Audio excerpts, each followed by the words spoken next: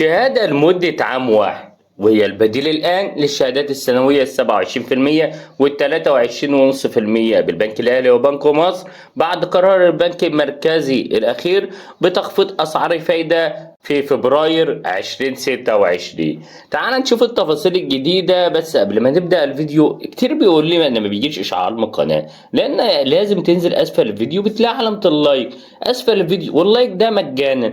بتعمل لايك للفيديو ده بيوصل معاك كل اشعاراتنا بكل الشهادات وكل توقعات الذهب. اي شيء يخص البنوك والذهب احنا بننزله فور صدور. فانزل دلوقتي واعمل لايك واشترك في القناة وفعل الجرس، وتعالى بقى نعرف الفيديو اللي معانا الجديد. هو بعد قرار البنك المركزي مخفض أسعار الفايدة بمقدار 1%، يعني 100 نقطة أساسي، هل ده معناه إن في شهادات جديدة؟ هل في تخفيض لأسعار الفايدة على الشهادات؟ هل يتم إصدار شهادة لمدة عام؟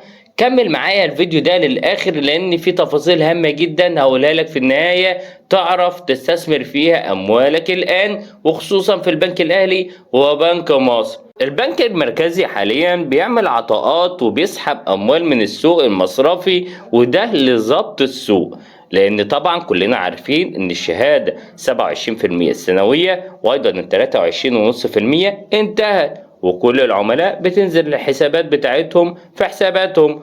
طب الفلوس دي هتروح فين؟ الفلوس دي لا إما هتخرج للسوق المصرفي، لا إما هترجع تاني للبنوك، لا إما في ناس هتشتري بها ذهب. وفي كلتا الأحوال هيكون في مشكلة إن في سيولة كبيرة في السوق لو تنتها بره. لذلك لازم إن يكون البنك المركزي حريص على سحب هذه الأموال، وهنا البنك المركزي بدأ يعمل أذون خزانة علشان خاطر يسحب السيولة المصرفية من السوق، لأن كتير من العملاء أصحاب الشهادات السنوية مش هيعملوا الشهادة 3 سنوات، لأنهم بيخافوا من الشهادة الطويلة، وإنهم دايما بيكسروا الشهادات، وإنهم ممكن يكونوا بيحتاجوا فلوسهم في أقرب وقت. لكن في بنك زي بنك ناصر الاجتماعي أصدر شهادة لمدة عام واحد، وهي 18% بعائد سنوي.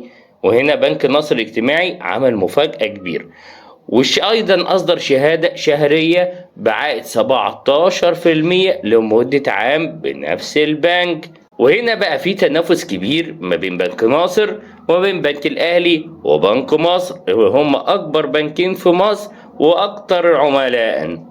طب هنا بقى النقطة الرئيسية، هل البنك الأهلي وبنك مصر هيستمروا على الشهادات اللي هي موجودة التناقصية ال3 سنوات أو الثابتة ال3 سنوات الموجودة حاليا، ومش هيصدروا شهادة لمدة عام تنافس الشهادة اللي موجودة في بنك ناصر الاجتماعي؟ لأن أعلى شهادة موجودة في البنك الأهلي المصري حاليا هي الشهادة لمدة عام 14%.